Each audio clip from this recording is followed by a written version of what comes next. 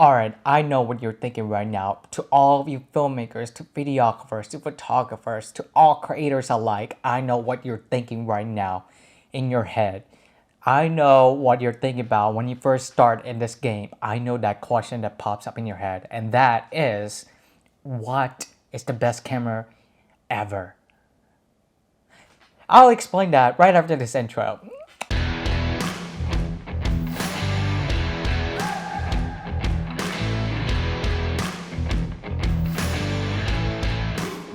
I'm gonna start this video off by just saying that it doesn't matter what kind of camera you have.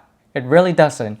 Whether that's a Canon EOS R or a Sony A7 III or a Blackmagic Pocket Cinema 4K something or a Sony Cybershot even or just an iPhone. You can't put yourself on the pedestal by thinking that just because you don't have access to the best camera possible doesn't mean you can't create content. It really doesn't matter. Because having the best equipment doesn't mean you will get the best shots right away. So when I first started, the very first thing that happened was I got so obsessed with trying to find what the best camera there was out there.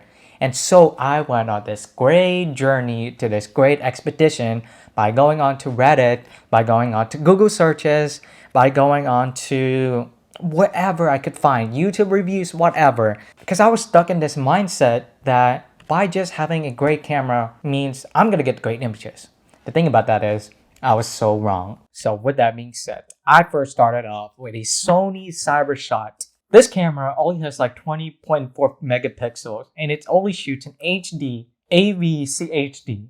Nowadays we're shooting in 4K, but that doesn't necessarily mean it's a bad camera. It's still a capable camera. It's what you could classify as an entry, well actually it's not even an entry level camera. This is just a casual camera, a hobby camera. But just because it's being labeled like that doesn't necessarily mean it's not capable of capturing great images. It still is. And even an iPhone right now.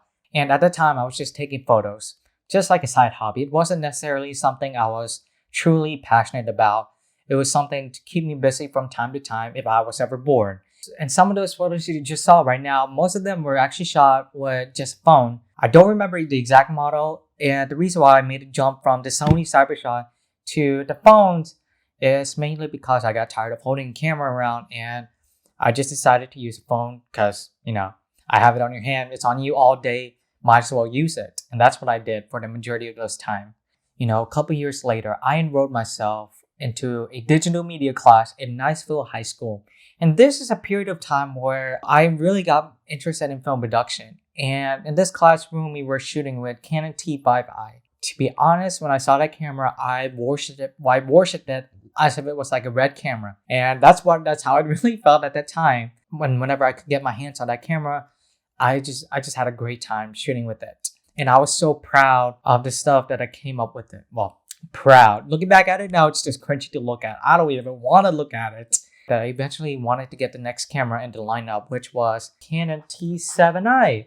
Right here. This bad boy right here. When I got the Canon T7i, I was just so pumped. It's so hyped up to get the best images out of it. And yet, I was still not satisfied with what I was getting with that camera. And that's when it hit me.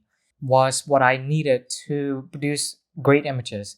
And I realized, over time, it was the experience and the knowledge that I gained from filming, which helped me learn how to capture great images. And I learned that a camera is just one tiny piece to a bigger puzzle. With this realization in mind, I went in headfirst by learning how the aperture works, how the shutter speed works, how the ISO works. Did I say that already? Because I feel like I did. The ISO, I said it again. The shutter speed, the aperture, the 180 rule. I learned all of that by going through YouTube, through masterclasses, through all kinds of information that I could find throughout the internet.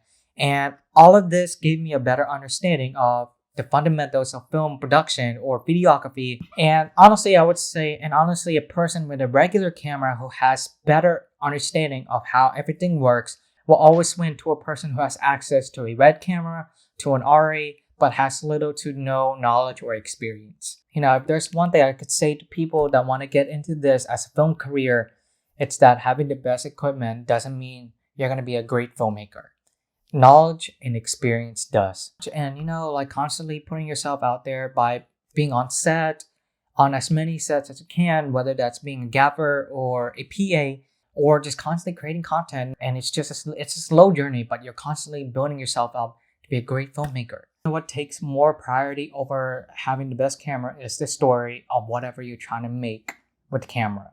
It's all about the story. It's all about the purpose of the videos that you're trying to make, whether that's trying to educate the people or whether that's trying to tell something that you want to share with the whole entire world. Anyway, it's really easy to get caught up in the camera equipment hype, or what is known as gear acquisition syndrome.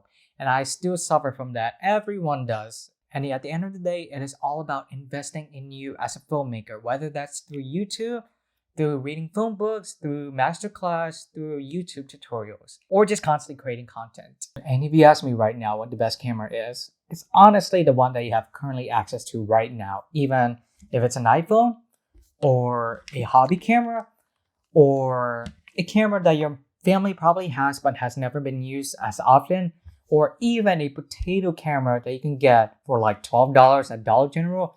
It does not matter what kind of camera you have. It's all about the story, the purpose of the videos that you're trying to make, and the investment that you put in yourself as a filmmaker, photographer, videographer, or just a content creator. Those are the stuff that matters. It's not about having the best camera. Anyway, if you enjoyed this video, leave a like down below and subscribe for more. Thank you guys for watching, and I'll see you guys in the next video.